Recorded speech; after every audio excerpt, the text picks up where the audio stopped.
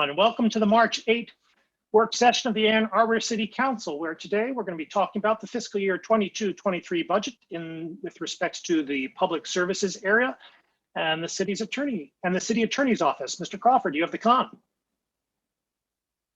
Mayor, tonight next in our series of budget discussions, Mr. Postuma was going to go first, and so we'll have him present his material.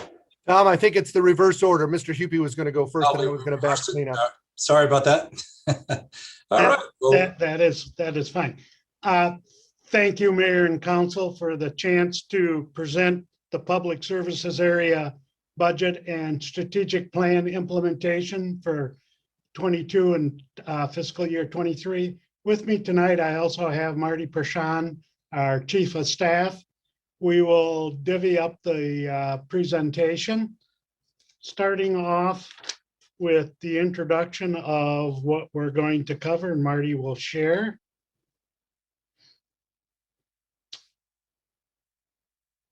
We'll do an overview of the budget. We'll start off with the financial overview, and then we'll move into the service units and the strategic plan affecting each of the service units and how that will move forward, and then the horizon issues.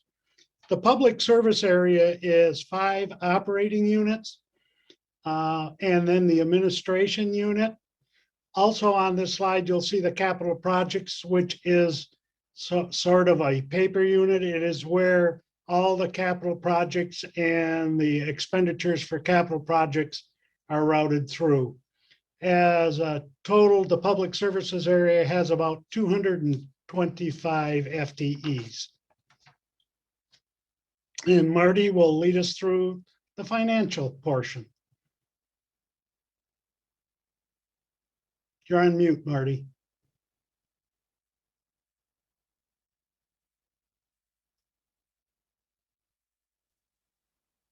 Good evening. As Mr. Hupy mentioned, I'm Marty Pershan, Chief of Staff of the Public Services area. And this evening, I'll be presenting the current financial positions and plans for the major funds managed by the Public Services area. That being said, please understand that these plans and models represent information that we had at the time of budget preparation. Therefore, it's a snapshot in time. These models are updated when we have new information or situations change. So just keep that in mind. The first area we're going to talk about is the Water Supply System Fund. You'll notice a chart in the upper portion of the slide that reflects the planned use of fund balance. And you'll see the black line here represents our target fund balance, which is 25% of operating expenses, which is about $4 million. You'll see that we have a planned use of fund balance, and this planned use is in accordance, which you'll see further on below, is our capital improvements plan. As we move to the bottom left of the slide, you'll see a chart representing the cash flows of the fund. By fiscal year 23, you can see that we'll be spending all of our incoming revenue to support operations and our capital plan. At this point is where we would start issuing debt in order to complete our full CIP plan. And then moving on over to the left, as I mentioned, is our current capital improvements plan that was recently updated for the water fund and all of our funds. You can see we're running around $20 million in capital improvements annually until we start hitting fiscal year 24. And then you'll see a large increase in 25 and 26. This is reflective of the water treatment plant replacement project. It's a large scale project that will span numerous fiscal years, and our current estimate for that project is about $108 million.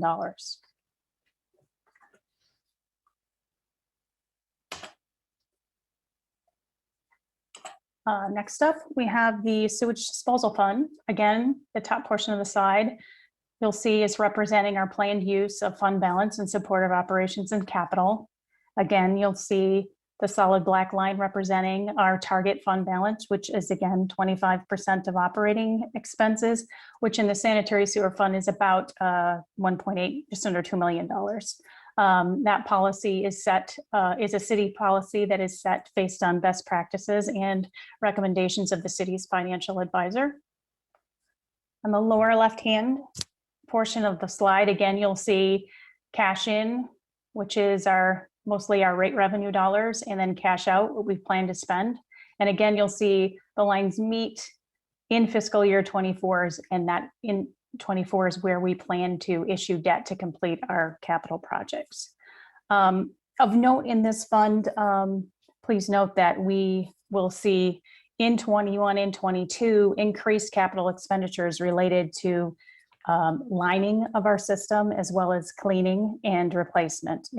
These capital projects are in line with our administrative consent order. You'll also see over in 24 and 25 where we start to pull in some projects from the plants, the water treatment plant. We are planning to replace a screening and grit system, and then also continue our lift station replacement project. Next up, we have the Stormwater Fund, and again, you'll see a theme of us having a plan to spend down our fund balance by fiscal year 24 to our target, or about $1.5 million. You'll see the same in the cash flow. We have cash out exceeding our revenue stream, and then we kind of, where we touch here is where we plan to issue debt to finance our capital improvements plan. On the bottom right, you'll see the plan for the Stormwater Fund, and you'll notice quite a spike here in fiscal year 24. That is due to some planned projects that were identified in the the Stormwater Fund Management Plan, which includes a large project in the Edgewood Schneider area to fix some drainage issues.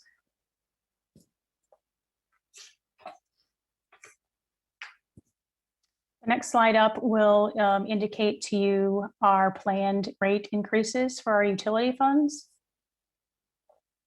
In coordination with our utility fund models, our rate plans are developed.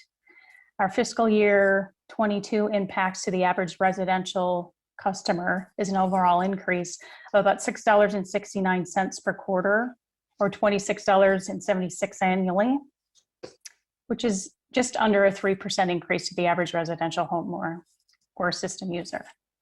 The chart on the bottom reflect our rate plan through fiscal year 26.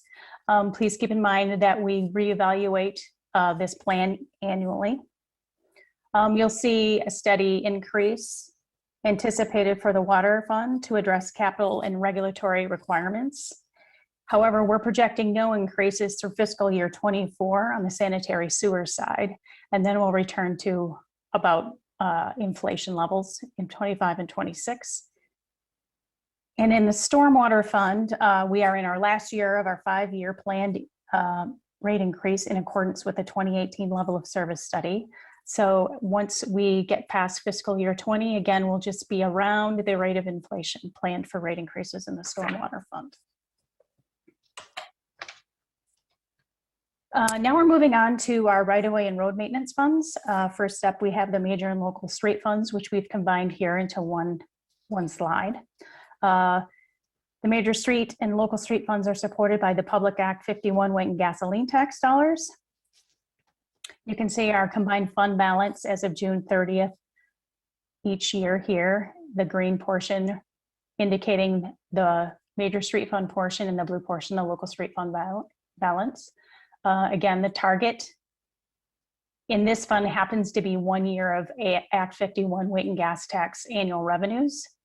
So that's about, it's about $13 million. Again, broken up by major and local street funds. Again, the current plan, again, you'll see reflects a planned spend down of fund balance in accordance with our capital maintenance projects, including projects that support pavement asset management goals, pedestrian safety improvements, and traffic system enhancements. Moving on over to the right side of the screen, you see the chart that represents the orange line, the revenues coming in, and you'll see the blue line representing expenditures. You'll see quite a dip here in fiscal year 19. We had some one-time revenue from the state of Michigan And then in fiscal year 19 is where we started to see some impacts of contractor capacity issues.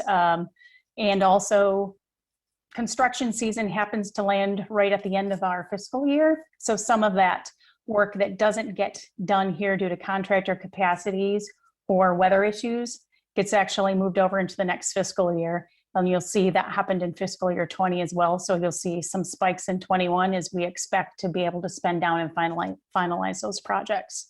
And then as we move out to fiscal year 22 and 23, our expenses just are exceeding our revenues by a bit.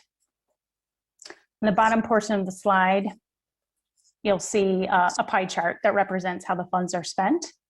You'll see the largest portion or piece of the pie is spent on right-of-way maintenance, which includes things such as snow plowing, pothole filling, sweeping, and then some surface maintenance of the pavement.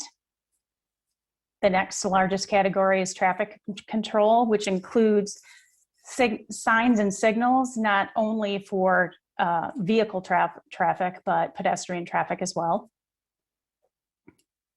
And then next up is the other category, which will include things such as administration and customer service and some retiree healthcare cost. We also have debt in this fund. The debt in this fund is attributable to the Broadway Bridges project, as well as a portion of the Wheeler maintenance facility. And then finally, this slice here, the 4% that is labeled alternative transportation, speaks only to the portion of Act 51 revenue that is automatically transferred to the alternative transportation fund, which is about $600,000 annually or 5% of weight and gas tax. So that piece of the pie would not include any other efforts or activities among these other categories that support pedestrian or non-motorized activities such as the RFBs, the pedestrian crossings, and crosswalk improvements. Next up is our Street to Bridge and Sidewalk Millage Fund.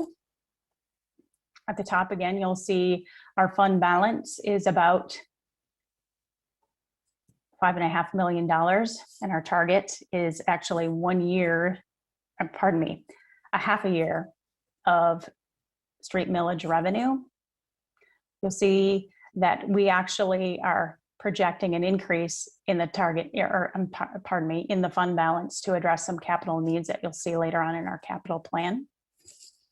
Again, to the right, you'll see expenditures versus revenue, and you can see pretty much we're in line with spending what it is we bring in on capital projects.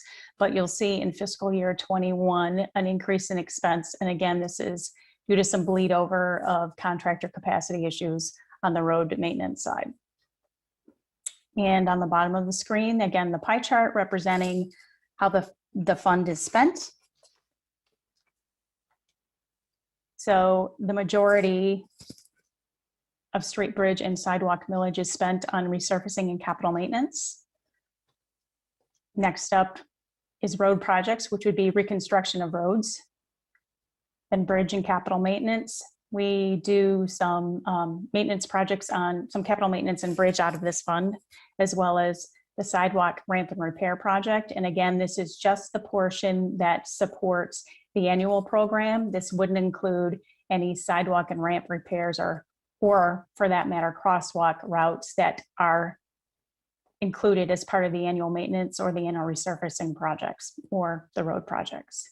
Again, the other category would include administrative costs and some retiree costs. And the last fund we have to look at this evening is a solid waste fund. And I'll take this opportunity to remind you of my earlier comment regarding the fact that the plan and budget are developed with the information that is available at the time, which in this case was late December and early July. Specifically for this fund, I'm referring to the contract for collections, recycle collections, that was still in negotiations. It was a significant contract to the fund, and what we want to make sure that you are aware of in this particular instance we assumed no contract savings because negotiations were still ongoing. So keep that in mind as I move forward in this conversation, that we aren't anticipating any savings there. As negotiations are finalized and council approves final contract amendments, those changes will be rolled into the model. You'll notice again a healthy fund balance in the solid waste fund, with our targets being at 25% of operating costs.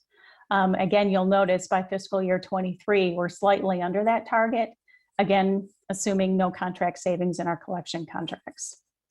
And again, you'll see over on the right, expenses on the blue line, revenue on the orange line. And again, you'll see our annual expenses begin to exceed what we're bringing in. And obviously, we've spent down our fund balance. Therefore, the situation wouldn't be sustainable in this manner. However, we anticipate some contract savings on that collection contract. Again, the pie chart at the bottom of the page shows about a 50-50 split for waste services to material recovery services. We also in this fund support the compost collection. And in this case, Public Works has put into their budget this year increased compost collections, both by volume and by the period that they're covering. So they're adding the December through April period here. Again, this fund has its own depreciation and OPEB and GASB requirements, as well as this other category, which include things such as customer service, sustainability, landfill maintenance, as well as administration. So at this point, I'll turn it back over to Craig unless you have any questions for me. Mayor, before we move on to Mr. Hupy, because of the amount of material we have, it may be useful to see if council has questions as we go through this presentation, if that's okay with you. I will be guided by you. Thank you. Now for the next 30 slides, you get to listen to me drone on about the words on the screen. And I will not really read each word. What I am going to do is hit the highlights. And if there's something you have a question about, please ask it. This is not a test of endurance for you listening to me read off of a slide. So on the draft strategic plan, the goals are shown. And as you have seen in other presentations, they are there. The three that are really hit public services is the diverse, equitable, inclusive community, environmental stewards, and a well-maintained and sustainable infrastructure. So we will emphasize that as we go through the next slides, and also the reminder of the impact. Staff impacts reflect the impact to services. It is our services are delivered by our staff. Administration is the first area that we will cover. As administration in the public services, we are charged with prudently managing our finances. And two of the measures for that is our bond ratings. Our water bond rating of AA or better, and our wastewater rating of AA plus. Going forward, there are no additional resources requested in this budget for administration. The core services, I would like to point out that safety training of our employees is very important. Reliability of our revenue projections, our models for our financial models are important, and we want to be within 90% of budgets as we go forward. Also, we are required to maintain 1.25 debt coverage ratio for both our water and sewer bonds, so our rates have to be established to cover that. And also, we want to be a best practices organization And our goal is to achieve 75 percentile in AWWA's organizational best practices. Next. The impacts as we go forward, there is a reduction in support to the public art. That is following the cuts in the general fund as that support comes out of the general fund. We will be increasing our support for public engagement and communications, reflective of the inclusive community goal. Next, next functioning unit we'll be looking at is the engineering unit. One of their primary goals is Vision Zero as we go forward. And as we strive to reach Vision Zero is by 2023, having less than 5 incapacitating injuries or fatalities in the system. To give you background for that, pre-COVID, as a community, we were suffering 20 to 30 incapacitating injuries or fatalities a year. Also, the bottom bullets on this slide reflect our commitment to alternative transportation, completing the near-term sidewalk gaps as identified in the transportation plan, installing new crosswalks, and also installing additional bike lanes or low-stress bike network. Also on the slide is the AAATA goal of 15-minute effective frequency throughout the day on major corridors. Impacts to achieve that goal is on the Vision Zero. We don't have a number, or we didn't have a number calculated back in December, January, as these slides were being put together. But as we go through the transportation master plan and we take those recommendations and develop costs, we'll be incorporating that into the plan. The near-term sidewalk gaps will be 16 to 21 million as we install those. Crosswalks will be about $60,000. Engineering core services. The goal for the engineering unit is to complete 90% of the capital projects on time. Ensure that the roads are patched by private contractors within 30 days of them being opened.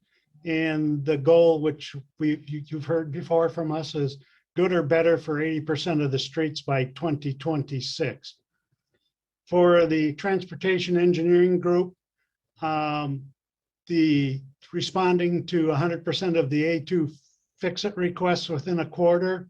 And that may seem a little long, but understand some of those requests are traffic control items such as signs, signal changes, etc. So some of them have fairly long lead times. The other two goals relate to processing traffic reviews and traffic control orders. The private development, the goals listed there are pretty straightforward. And under the streetlights, the goal as we currently have it is 100% of outages within 72 hours or receipt of the MISTIG clearance. If a MISTIG clearance is needed, many times they're not needed. And continue the migrations of our signs, signals, and streetlights workflow management over to CityWorks. The impacts to achieve those core services, there is a reduction in the general fund of $126,000 for the streetlight replacement program. We are asking for an additional FTE in the engineering unit to handle the streetlights, signs, signals, smart city. As we look at our streetlights and manage them more as an asset system category, we need additional staff to keep track of that and keep us on schedule. Anticipated additional electricity. As we have installed new streetlights, the impact of that is $30,000 a year in additional electricity. The increase in annual streetlight maintenance, that's an offset for the line up above where we, instead of charging general fund, we will be proposing to take it out of the county mental health pedestrian safety bucket. We will be reducing the amount of money we have been putting forward for school safety, electronic speed signs, flashing balls, as all of those are on major streets and they have been installed prior to this budget. So we can start to ramp that effort down, not needing additional installations. And then Vision Zero marketing as we ramp up Vision Zero and do the education. Healthy streets to be determined. Shortly we'll be in front of council with recommendations on healthy streets. And as we do that, we'll be establishing what the costs are going forward. Talk about supporting sustainability as we convert to electric vehicles and greener fleets. There is a cost to that annually. That's what's represented. Coordinated intelligence transportation system strategy development. And I had to ask my staff as to, all right, what did that bundle of words really mean? What it is as we go forward with our intelligent traffic signals, our SCOOT systems, the state has their system, county has their system. We are starting to engage in smart city applications. This will allow all of these systems to work in a coordinated manner. Software licenses are pretty straightforward, and we'll be funding this out of Act 51 revenue. Public Works, strategic overviews. Looking at achieving a 45% diversion rate by 2023. And as we go forward, increasing the diversion per capita of organics waste up to 20%.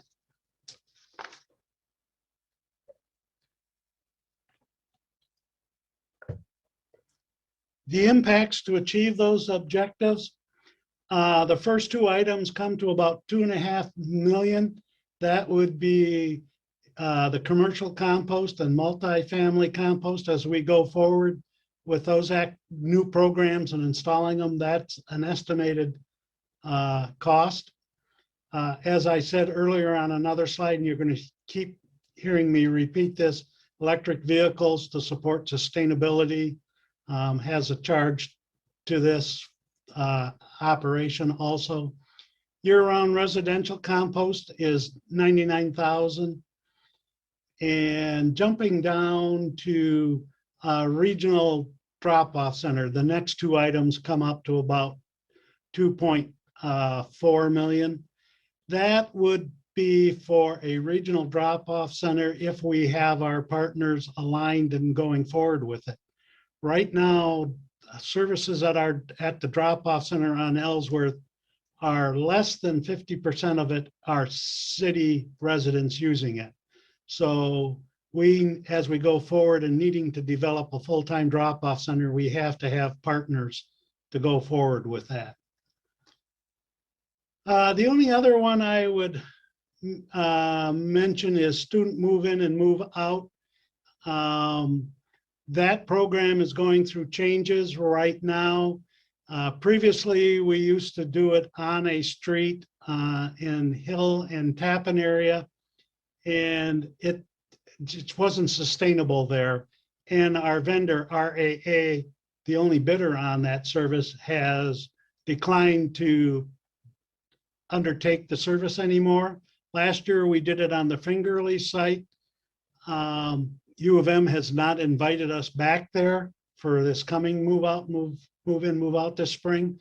So we are still looking for a site to host that, and stay tuned. Core services and public works. Our goal is to sweep each bike lane monthly. We street the streets 2 times in the fall, and 90% of the potholes are reported, patched within 72 hours. From a sanitary and water side and storm side, our goal is no more than 13 sanitary sewer backups blockages causing backups. Replace 40 water valves annually, clean 20% or 1/5 of our large storm sewer system annually, and do inspection of our cross lot sewers. Those are our sewers that run behind houses, through the woods, etc. 50% of those each year. Solid waste, the goal is to increase commercial recycling 5% annually. 99% of our residential trash services completed on schedule, and continue to decrease the percentage of our materials landfill relative to the entire waste stream. From a street tree, prune 10% of our trees annually, and then continue with our 1,000 plantings each year within the right-of-way.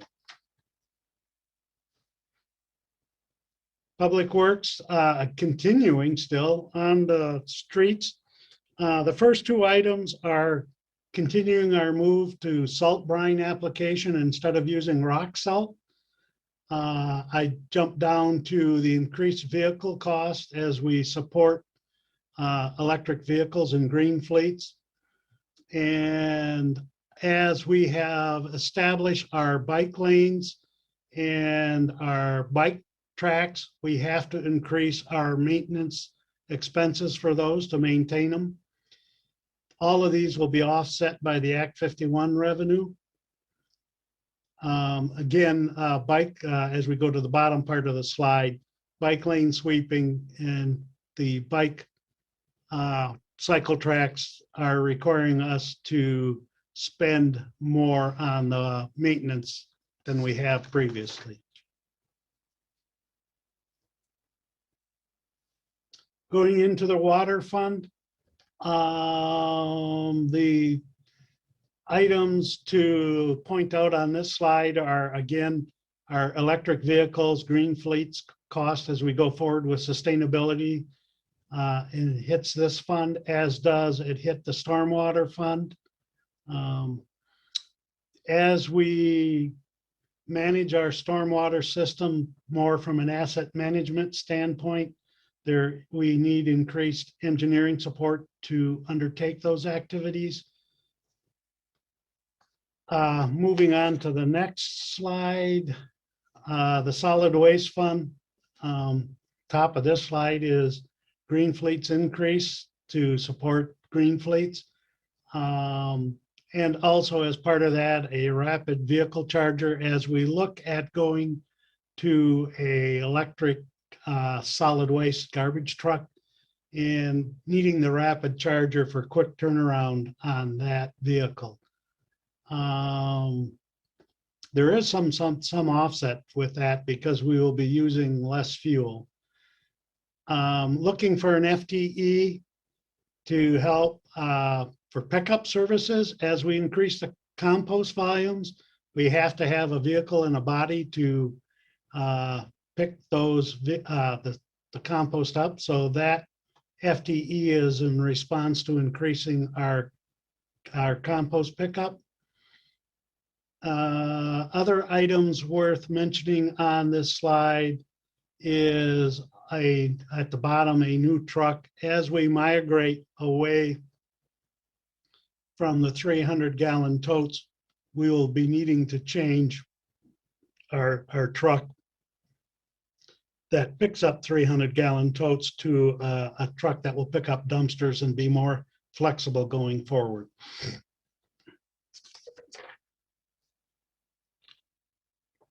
Systems planning. The strategic objective for systems planning will be to move the Allen Creek watershed score from a 9 to a 10. That's really a stretch goal, but it's one worth working to achieve. There's no incremental resources needed in systems planning.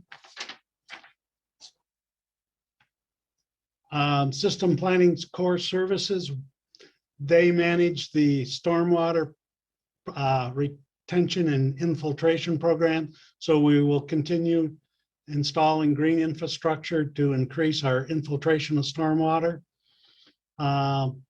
increase the public engagement. And this is across all areas. Systems planning supports public services, community engagement, public engagement. So this will be an effort to increase our diversity across all of our engagement. The modeling for our sanitary, storm, and water system is done in systems planning.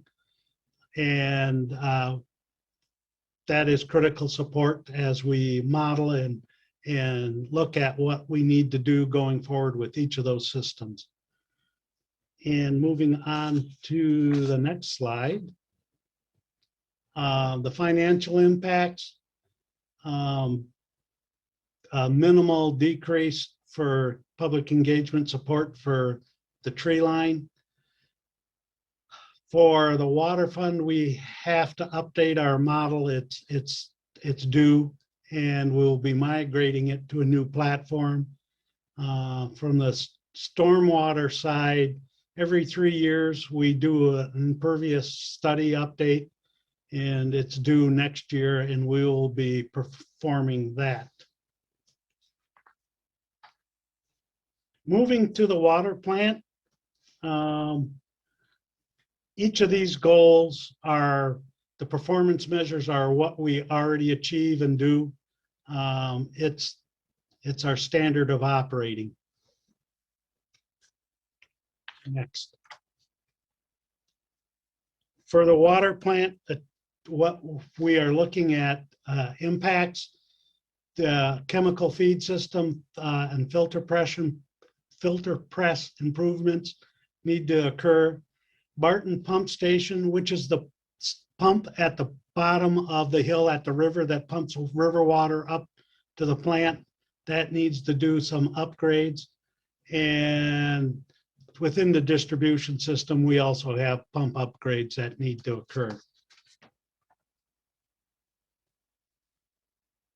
Core services, the first block represents what we talked about for how we operate our goals, which is essentially non-detect and PFAS, PFOA, turbidity, etc. The water complaints less than 38 a year, that would be taste, odor, and color to water. That would be our goal. The drinking water awareness with COVID, we haven't been doing plant tours. We haven't been actively engaging the public in coming to the plant to see how water is processed, but we will be bringing those back as COVID ramps down. And the other two are just good operating measures that wanting to do preventive maintenance in the right amount versus reactive maintenance.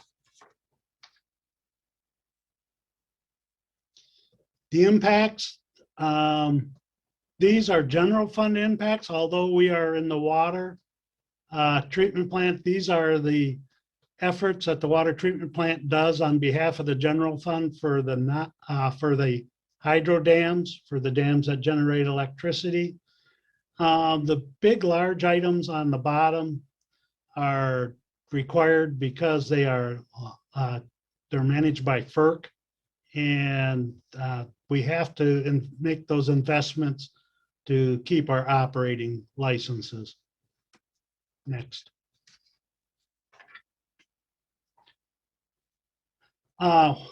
Impacts directly related to the plant. The water quality intern is a position that would be a graduate or a senior college student that would be working on issues at the water plant. The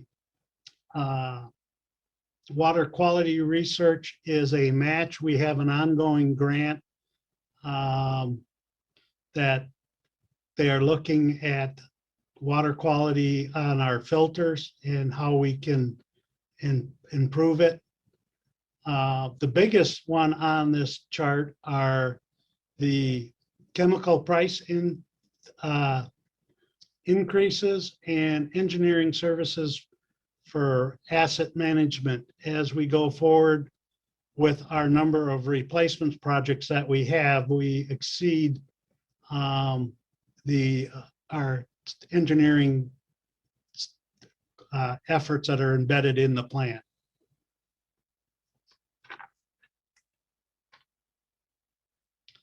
We see a modest increase in electrical services needed and SCADA updates.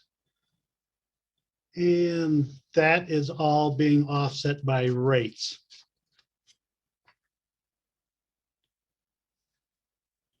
Moving to wastewater treatment, the goal is 99% compliance with our daily NPDES permit limits.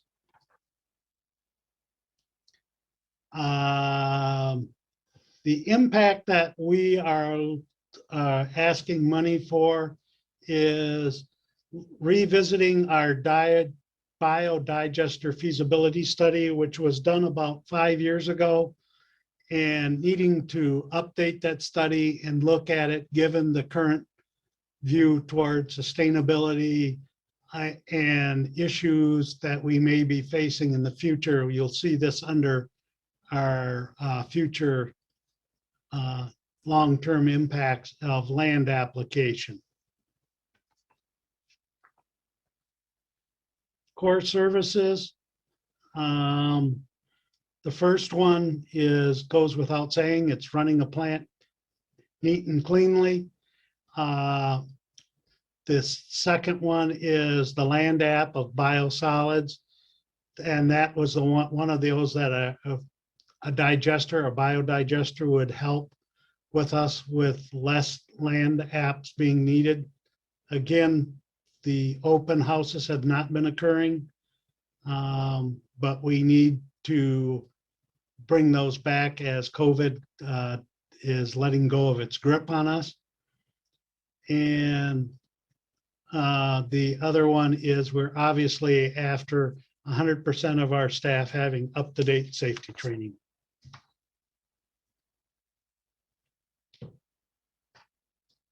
Going forward, the big items is solids handling, anticipated landfill increase. As our landfill contract comes up for renewal, we are expecting that price will go up. We're expecting natural gas and electricity increases to hit the plant heavily. The wastewater treatment plant is the largest energy user within the city.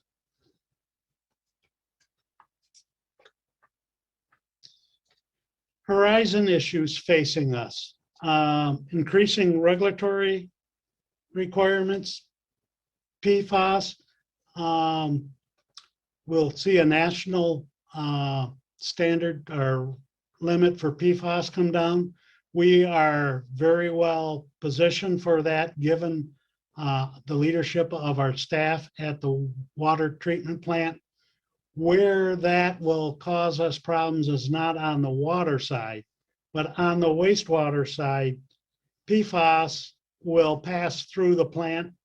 And as the regulations tighten up, we may have PFAS issues with our waste.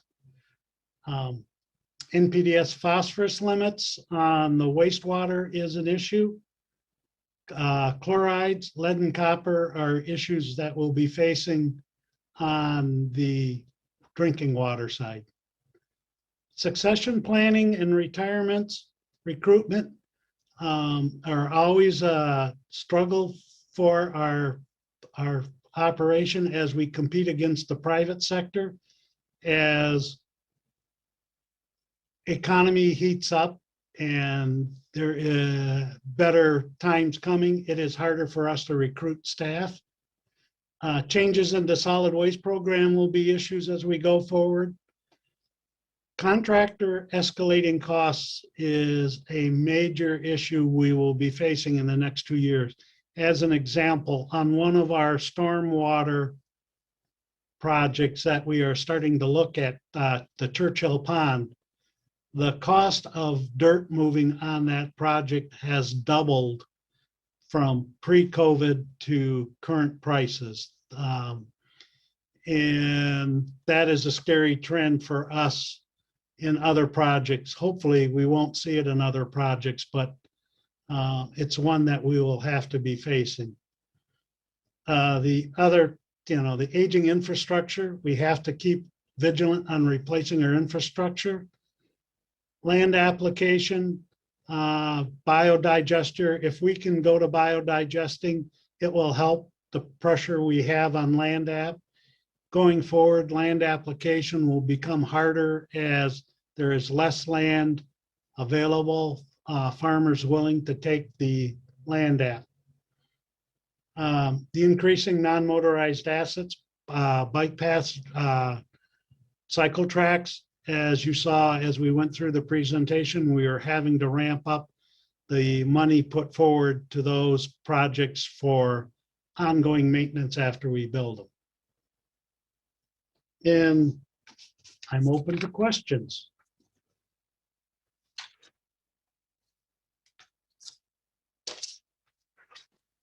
Councilmember Dish. Thank you. So I think 2 questions. Thank you for a very detailed and spirited presentation, Mr. Huppy. So I see that you have a solid waste goal of increasing commercial recycling by 5%, which I think is exciting.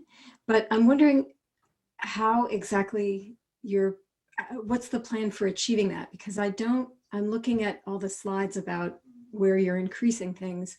And I see residential recycling cart delivery and multifamily recycled dumpsters, but I don't see anything see anything additional being extended to commercial. So is there more education that's going to happen? What's going to increase those rates? As on one of the slides, as we went through, we talked about support for outside consulting on that. That's where we will be developing those plans and going out to bid for those services. As we rationalize how we do collection in the downtown, the goal is to make it easier and more convenient for the folks to use those services. Okay. And then slightly different question. You've got where you list a little over $1 million for commercial compost and $1.5 million for multifamily compost. That's increased service or increased expenses there? Those are the increased expenses to undertake those services. Okay, so we're undertaking. Yeah, those are services we are essentially not Okay. Providing at all right now. Yep. Okay. How does commercial composting, multifamily composting, and year-round residential composting align with A20 goals of carbon neutrality? Are we driving more trucks around and picking stuff up, but not getting a big bang for that buck? In terms of carbon I reduction? think you're aiming at residential year-round pickup, which that may be the case as we look at it in detail. Mhm. For the commercial and multifamily, the expectation is that diverting that out of the waste stream will more than offset. Okay, thank you. Councilmember Griswold. I wanted to point out, especially for the new council members, that on slide 19, we have a $200,000 decrease in pedestrian safety and in the school zones. And that is the result of a very aggressive, probably 5-year program following the death of a student. We being the community and staff identified and prioritized all the school walk zones. And it's my knowledge that that project is just about completed at this point. So I just want to say thank you to staff. That was a major improvement. One example is if you look at Huron Parkway near Huron High School, you'll see the flashers and all the signs. That's sort of a model for pedestrian safety in school walk zones. So again, thank you. And if I can just interrupt a second and say, although they're installed, we continue to look at them and tweak the installations. The yellow flashing balls, you have seen us add those on so that we can control notifying the motorists when the school speed limits are in effect. So it's, although we're not installing new ones, doesn't mean we have forgotten the old ones. Oh, okay, if that's important. And remembering when school's in session and not, and all those details. Yes, thanks. And then Vision Zero, you use the term marketing. Education, marketing. Yeah, I think education and encouragement sounds more sincere than we're just selling a product. Point taken. Okay, thanks. Councilmember Ramlawi. Thank you. And thanks for staff for providing us with tonight's information.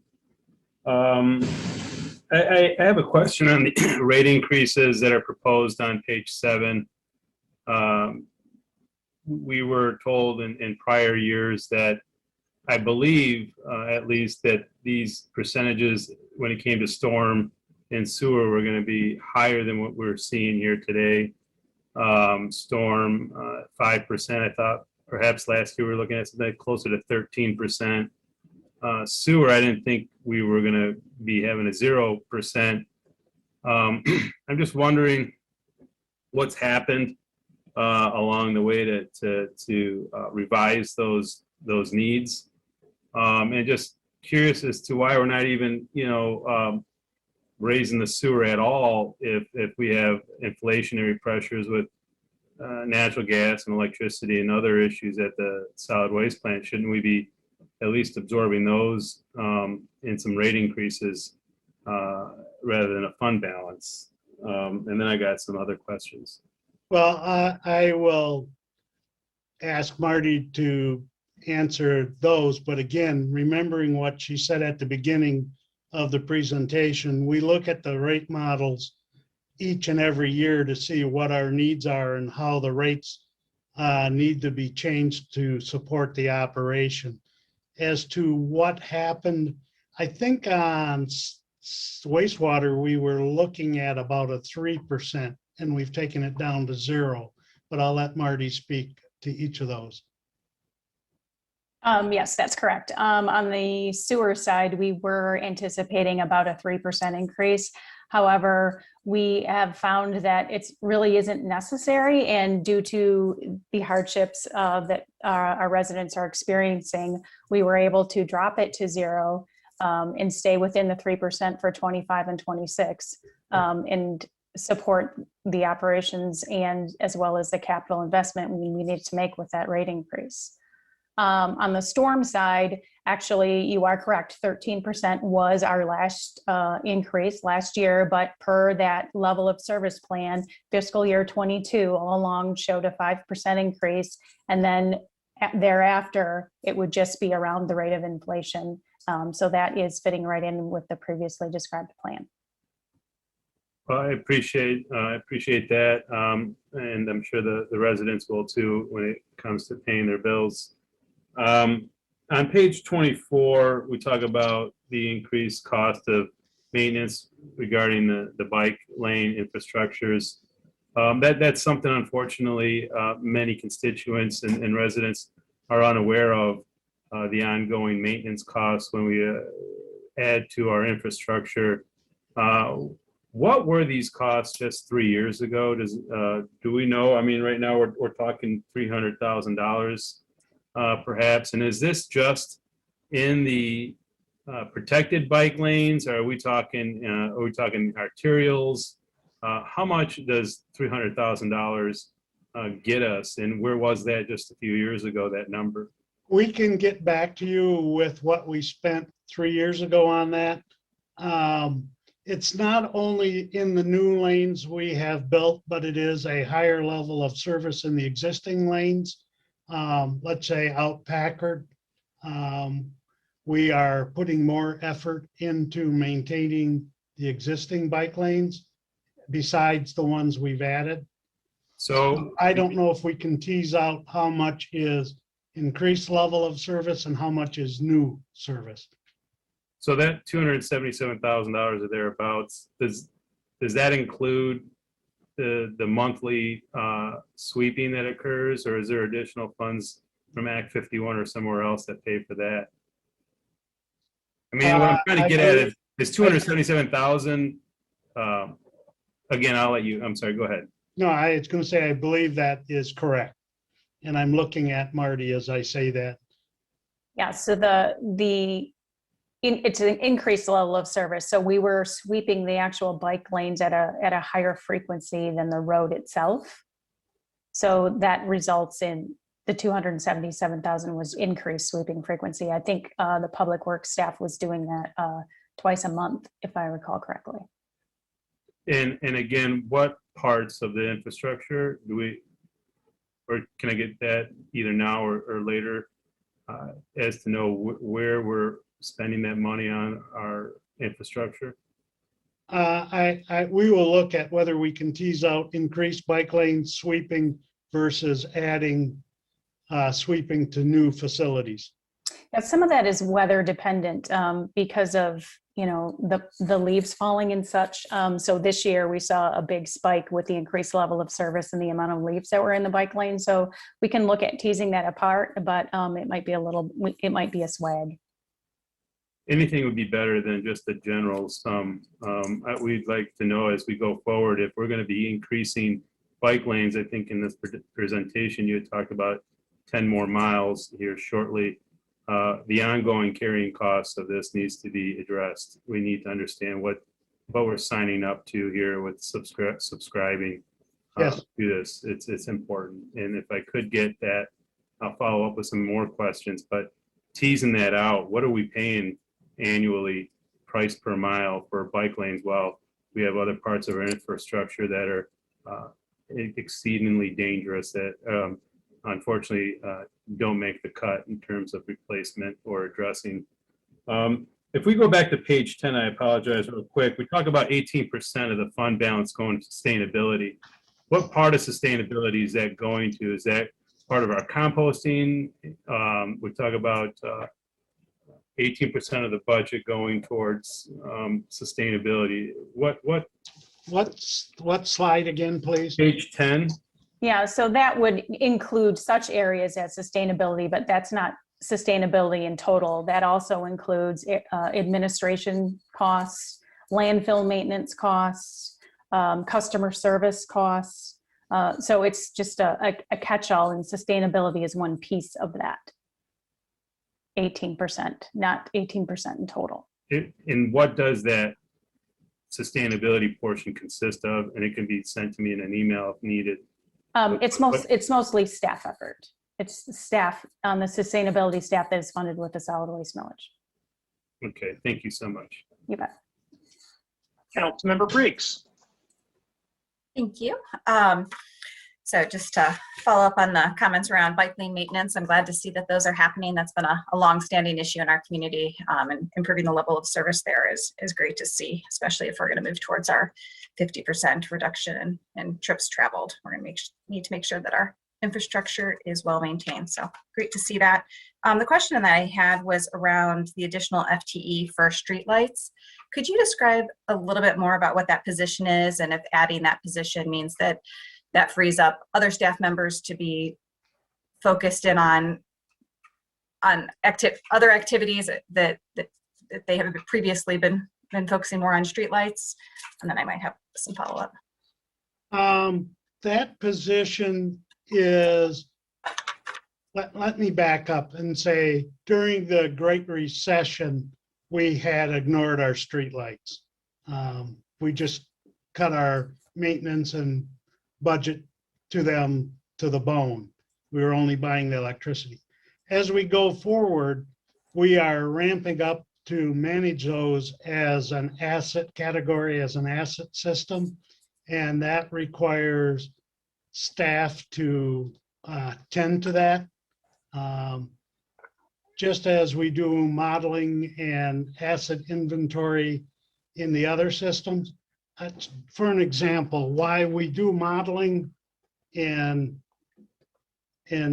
water, storm, and sanitary, and we do GIS maintenance in those, we probably have 1, 2, 3, 4, 5 people that are engaged in just the support of those systems and their asset management.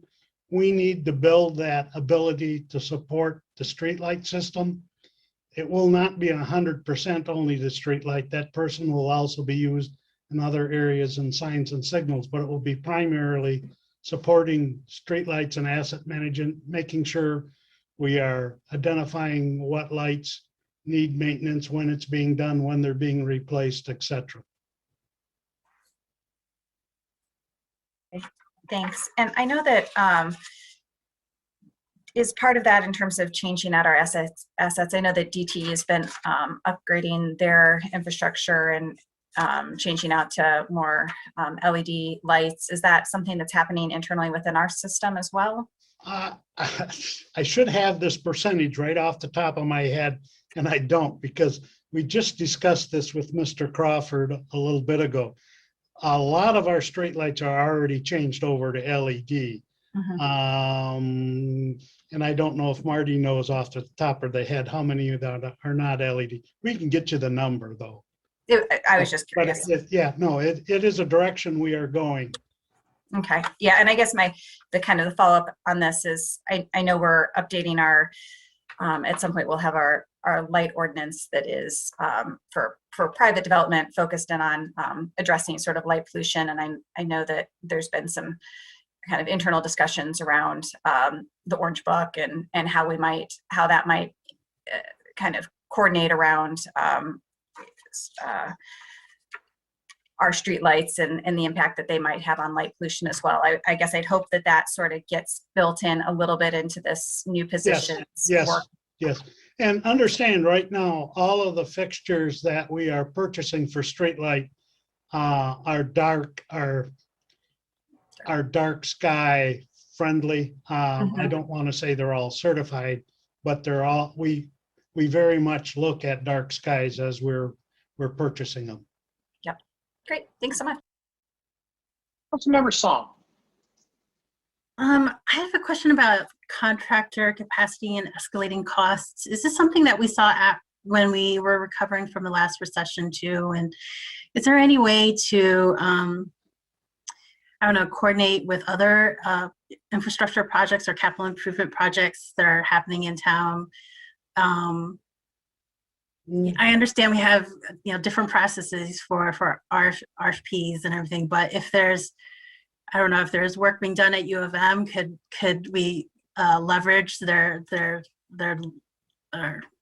work while they're working, or I don't know if there's a way that we know if we're expecting this capacity and escalating cost issue, are there creative ways to mitigate that, and have we done it before? Yes and yes. An example would be the Churchill Pond that we are hoping to do this year, planning to do this year. We would be doing that at the same time that Scioto Church is being reconstructed, so that we would be minimizing the impacts to the residents, and also making it, the contractor could have the site with less regular traffic while we're doing it. We coordinate frequently projects with the U. South University, which was just completed last year, that actually was a combined project with the city and the university. And in that case, we had the U taking the lead on the construction. Upcoming in the near future, the Ann Street Observatory Water Main Project will be done in conjunction with what the U calls the CIT, the tower that they're working on. That will be a project where they'll take the lead on the water and we'll take the lead on road reconstruction afterwards. So yes, we very frequently look at what the partners are out there and can we achieve economy.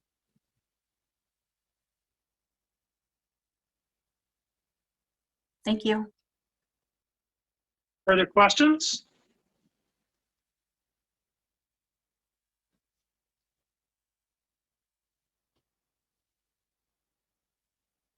Thank you very much. Mr.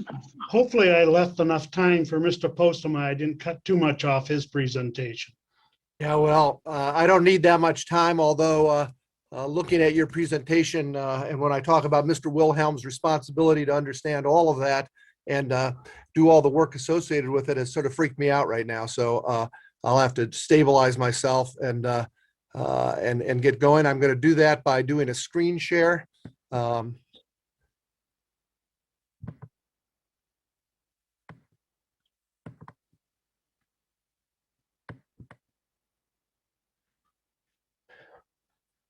All right. Don't know why I appear at the bottom of the screen share, but It's outstanding.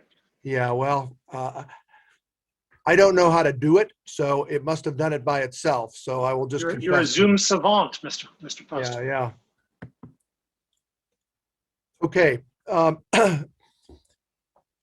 It is helpful to sort of bat cleanup and in one sense get a full understanding of one service area, so you can look through that. You can look. You can think about that when I come to what will be some boxes that are people who do the work for each of the service areas.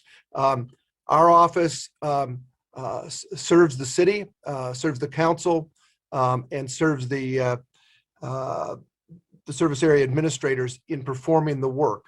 The charter, of course, has specific mandates to provide legal advice, to deal with anything that is in court, to prosecute, and then to review the legality of all of the contracts and other legal instruments. That's the general gist of what we're mandated to do.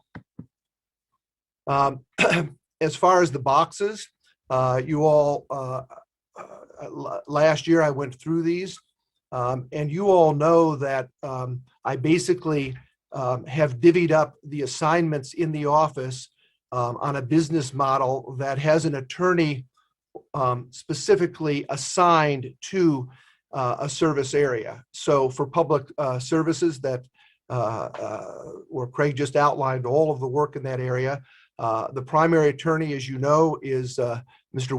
Wilhelm. And so one of his responsibilities, obviously, is to understand all of the workings of that business unit and to do all of the legal work that is involved in the public services. The community services, of course, Kevin McDonald's assigned to that. Financial services, Betsy Blake. Safety services is sort of a hybrid. Ariane Slay certainly does the prosecution and advises the police. John Reiser, who I hired, is a hybrid between community services and public services in that he prosecutes ordinance violations and so on. Of course, you all know Attorney Radabaugh, and she does the labor and employment work for the city. And then Attorney Chris Frost on the boards and commissions, but also really on the real estate. Of course, you know, we do probably over 100 real estate matters a year. And so that's also intensive. It may go to public works, public services. They may be easements, they may be licenses. And then, of course, we have Attorney Thomas, who does FOIA election issues, but also works primarily with me on litigation matters. Last year at this time, we talked about the difficulty going back to public services, that we had looked at that model and that Craig Hupy had really asked us to get another attorney in. And that's why it says attorneys here. That's Attorney Richards. And you all authorized that. Craig had funded that. And so that's the composition of the attorney's office. And that is the work that we do. And again, highlighting when we went to the issue of what is going on in the horizon issues, it really does mirror the horizon issues that were put forth by each of the departments.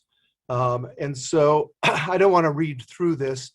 Before I get to public services, though, we have at least 3 general horizon issues that are always horizon issues, but in this case, we'll take out a slightly different tone. There is succession planning. This outline tonight on the budget will be my last 2-year budget that I do for the city. And that is somewhat sobering for me, but also it's the same thing I've been saying every year since 2003. So it has a familiar ring in some ways, but that's going to be an effort that obviously I'm working with the Council Administration Committee on, and there will be work that will need to attend to that. Second, although it's the 3rd bullet point, we always have significant litigation. And I want to talk about that because that involves both time and money. Sometimes it's outside counsel. We have a rate and fee case, the Hahn case. Obviously, counsel is concerned about a case like that, a case that is alleging things that are incorrect as a factual or legal matter from the city's point of view, but nonetheless cause concern not only to the council, but to the residents. And certainly people raise an issue, well, you have a law firm going around suing all of the municipalities that they've all done one thing wrong or another. And so we take those allegations seriously. But I also want to point out that in that type of litigation, cities do take the defense of that litigation seriously. For example, the one case that was talked about last year was a trial verdict against Bloomfield Township for, I think, around $10 million. And, you know, that was out there as sort of what can happen in these type of cases. Well, interestingly enough, as these things go, even a smaller community will defend its right to their rate and fee structure. And that jury verdict, or that verdict was overturned by the Court of Appeals in January. And so this type of litigation does cause municipalities to defend their rights, not just at the trial level, but also at the appellate level. And in that case, that happened in January. And just last week, the Court of Appeals also made that a published opinion rather than an unpublished opinion, which, as you all know, is then precedent for the whole state. Now, I don't want to get into that litigation here, but I want to point out that this type of litigation is both time intensive and money intensive, and yet municipalities do in fact defend their ability to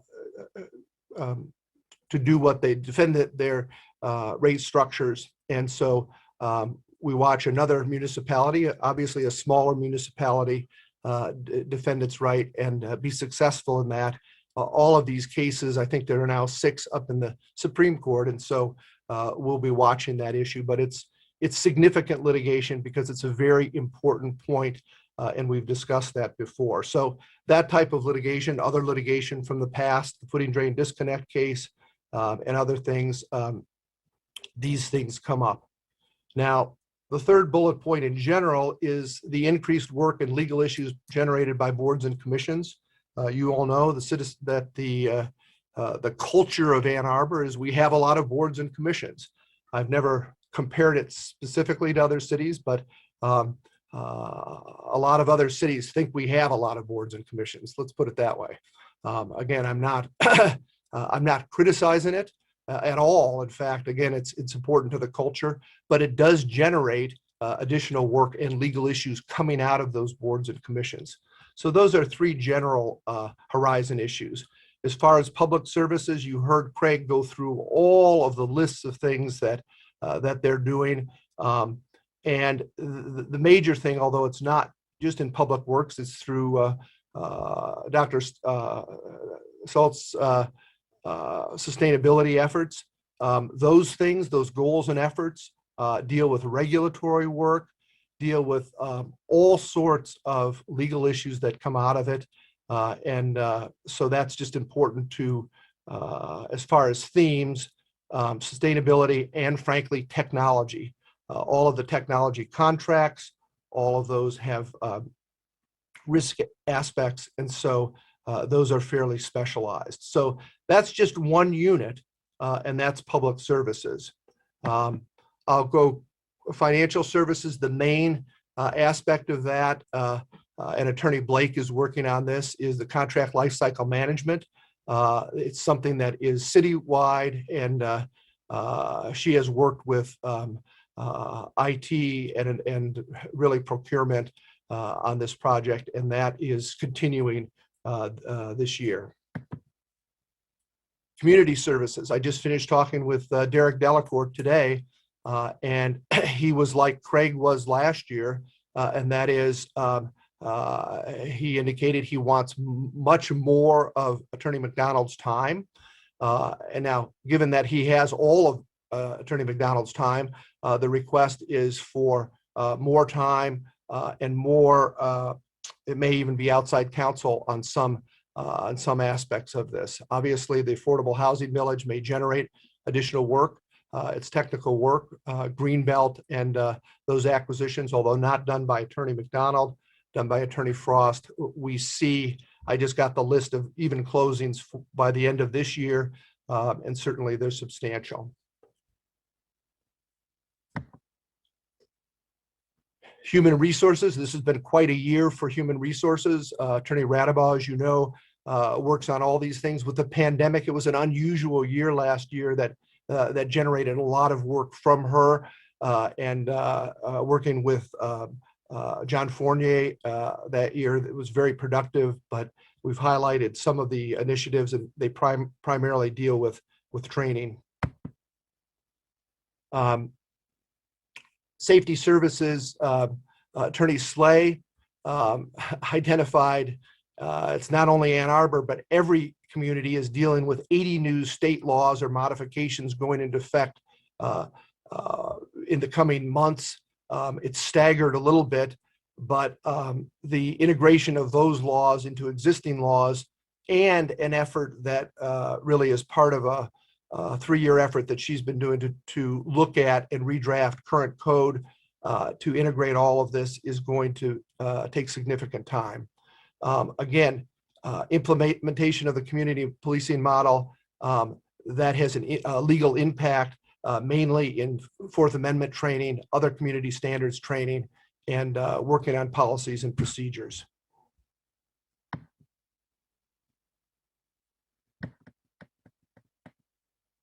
Now, as far as city attorney impacts, the request really was to do a 5% budget cut across, and try to come up with a way to do that. Obviously, $73,000 is not 5% of my budget. It's not that I'm not complying with the directive. It's just this is incomplete. the main ability for me to, we had in the budget money for outside counsel. This represents taking away almost all the outside counsel work, and that the additional another 50,000 would need to actually get up to a 5% number. This is inconsistent and extremely inconsistent with the demands of the service areas for their legal needs. And that's something that the city administrator will need to look at. But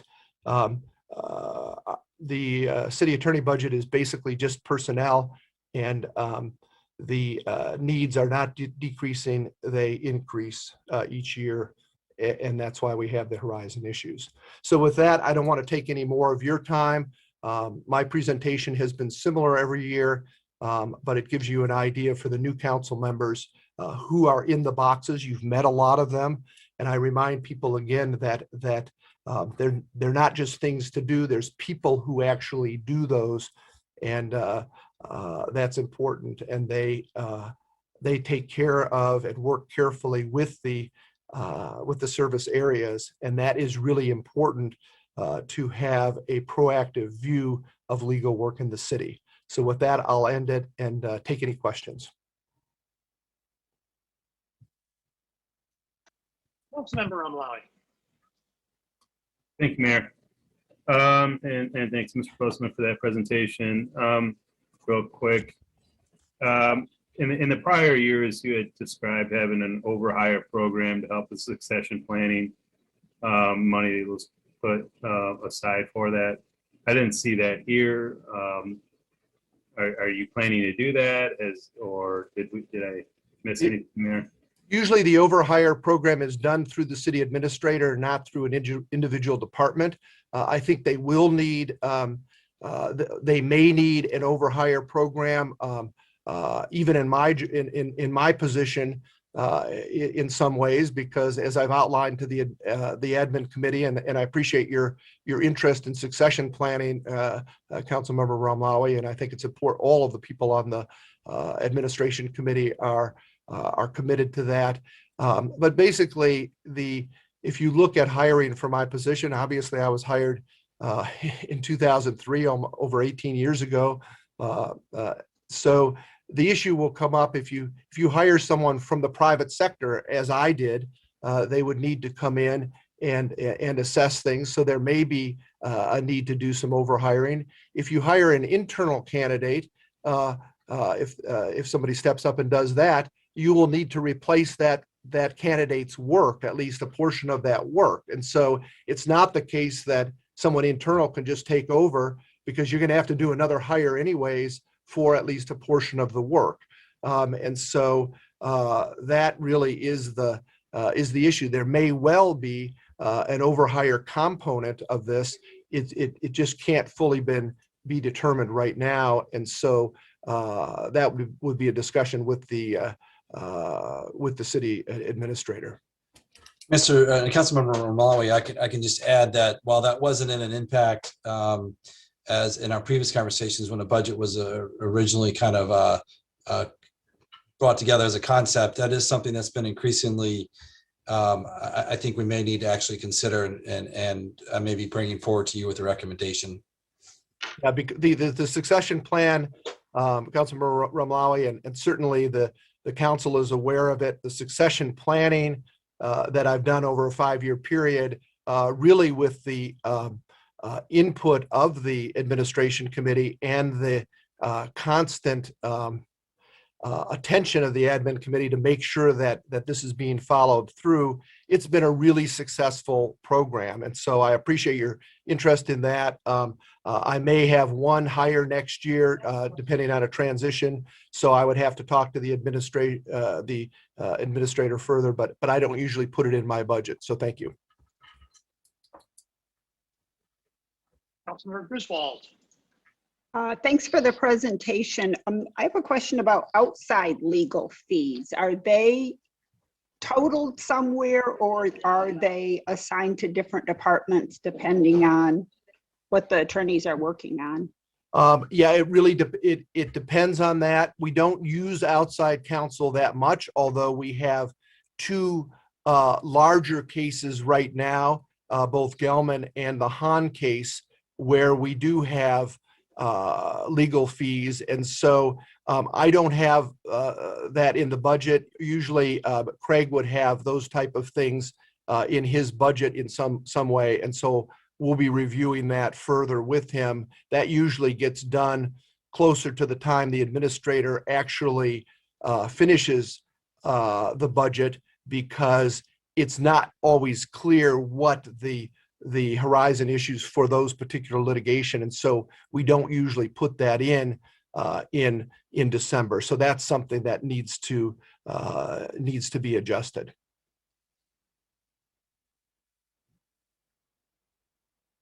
Further questions?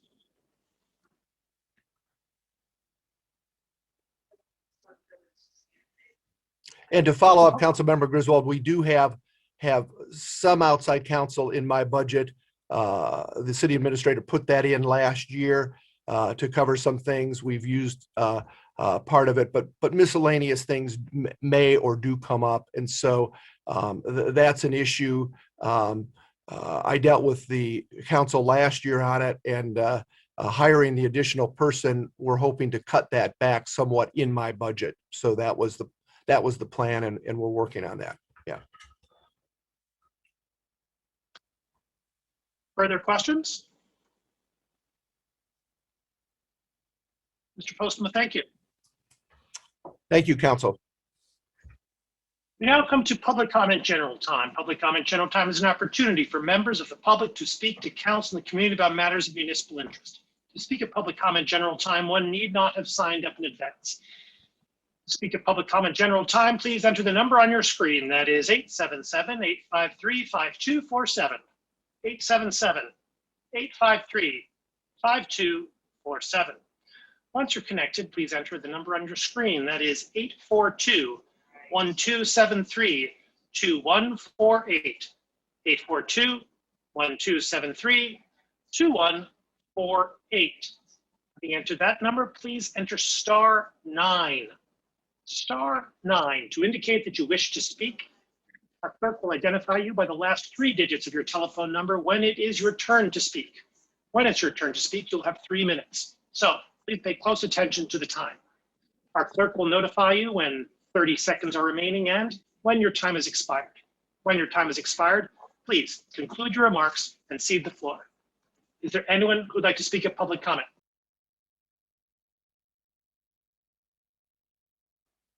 Caller ending in 888.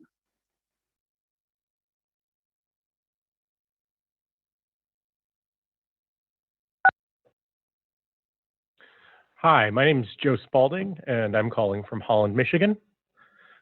I want to talk about blockbusting, eminent domain, and evil developers for a second. I want to talk about why housing is important to me beyond wanting to end segregation once and for all.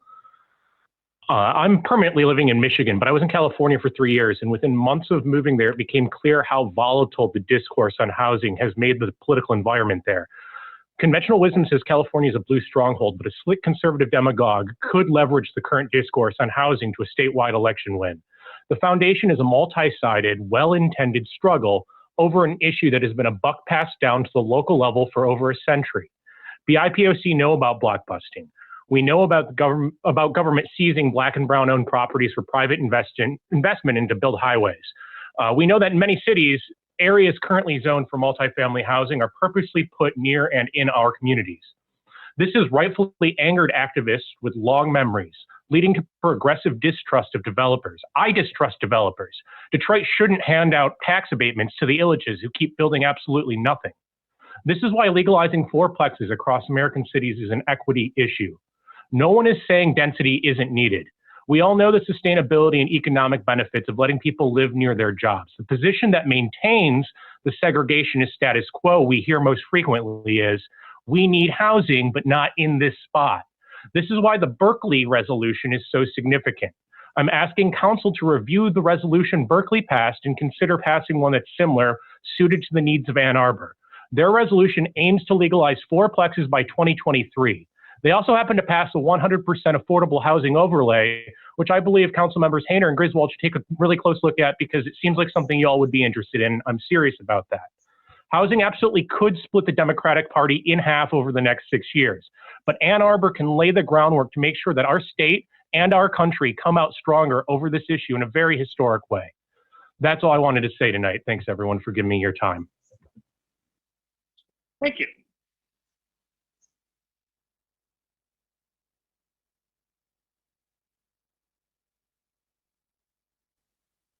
Ann Bannister?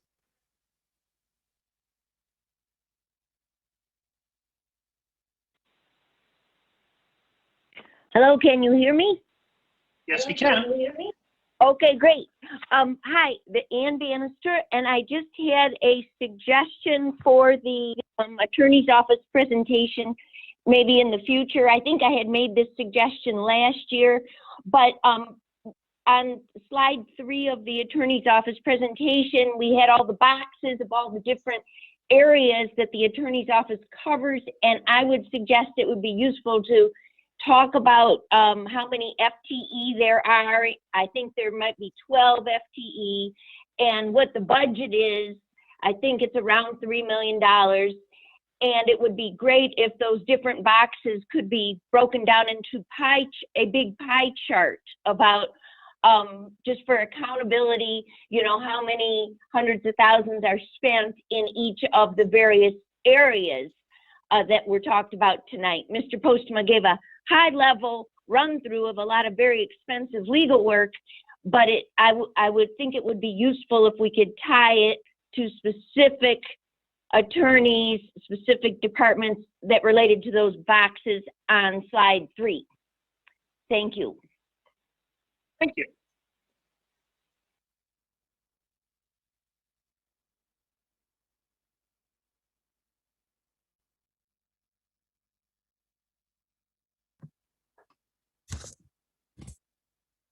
Anyone else would like to speak at public comment? If you would like to speak at public comment and you've entered the number on your screen, please enter *9 to indicate that you wish to speak. *9.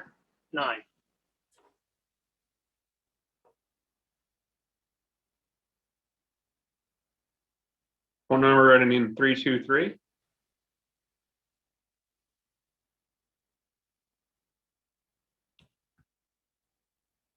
Oh, can you hear me? Yes, we can. Good evening, council members and Mayor Taylor. My name is Devin Myrer. I am a student at the University of Michigan, an athlete on campus, and I'm also enrolled in the Michigan Social Work Program. I've spoken here before, and I will go ahead and introduce myself again, just in case anyone here has not met me before. But before I start, I feel it's important to acknowledge privilege and status prior to speaking before a group of people such like yourselves. I'm a white, middle-class, affluent male who was born in high places of privilege. However, I seek to utilize my privilege to invoke change and speak for those voices who have been rejected or silenced. Furthermore, I'm here to speak on behalf of Survivor Speak, a nonprofit I work for that seeks to amplify the voices of those who have experienced injustice in the community. Despite Ann Arbor's elite status in education and in resources, it still has not chosen to address the issues of reparations and assisting its African-American community to feel whole again. As I talked about a few weeks ago, we are still looking for plans for reparations for the hurting Black and Brown community here in Ann Arbor from a marijuana tax. This can and should be done. It's happened already, and assistance can begin now. We don't need to wait. An action plan that worked can be seen in Evanston, Illinois, where in November of 2019, they launched a campaign to begin publicly funding reparations efforts through a marijuana tax. The city promised $10 million over 10 years to help stimulate economic developments and provide housing assistance for African-American citizens. On the conversation of housing assistance, another thing for consideration could be housing allowances. Housing in Ann Arbor is unbelievably expensive.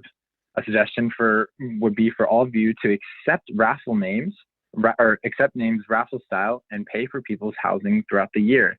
Things can be done while we wait for Black and Brown people in the community, yet they are not. We could choose to close the wealth gap in Ann Arbor one person at a time, and you guys have the power to do it. We hope that you guys will take this consideration seriously and that you will still push very hardly for reparations in the city of Ann Arbor. It's vital that we do so because the city is hurting. Black and Brown brothers and sisters in the community are hurting and they want to be helped to be made whole again. And only you, the elected officials of the city, can take that kind of power and put it to good use. So thank you for listening. Again, I want to reiterate that we as white people in this city have an obligation to use our privilege to help our Black and brown brothers and sisters. Thank you for your time. Thank you.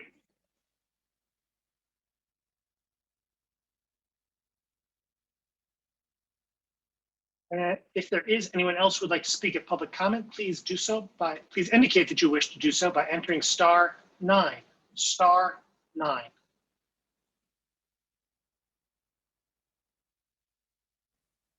Caller ending in 619.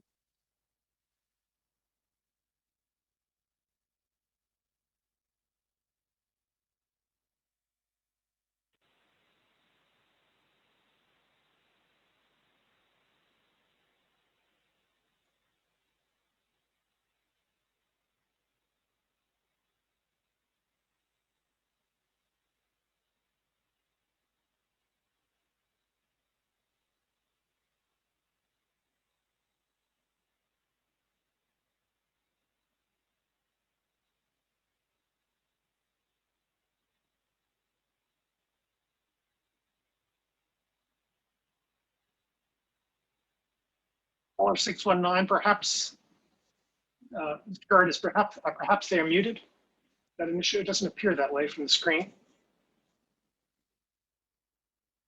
All right. If anyone would like to speak at public comment, please enter *9 now.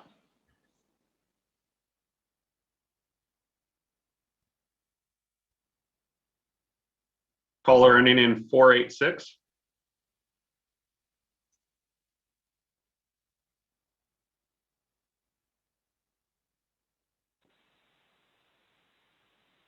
Hello, my name is Gustavo Webb, and having been a classmate and school friend with the student who got hit a few years ago, I'm pleased to hear that the crosswalk project is coming to an end, since I have seen the signs work, where a person has slammed on the brakes when they have not seen a pedestrian crossing. So I'm very pleased to hear that it's coming to an end.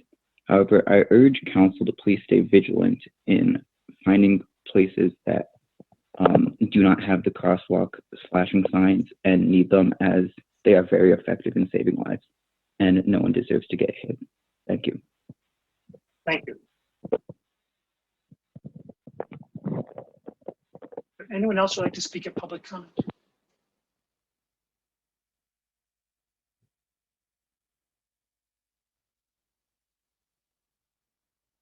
That is it, Mayor. Seeing no one, public comment is closed. Are there communications today from council?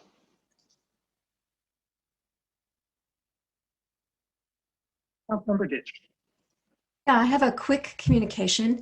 I attended the monthly meeting of the Washtenaw County Democratic Party on Saturday, and there was a panel talking about the slow distribution of vaccines to people in the lower income parts of our county and to Black and brown people.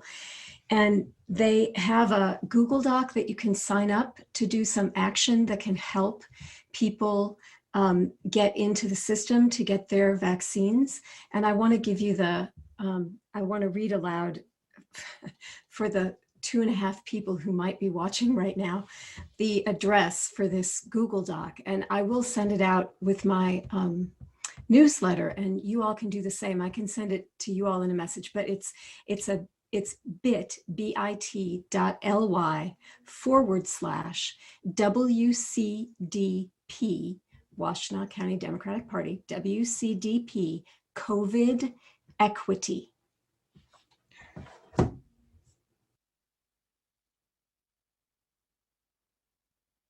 Further communication from council.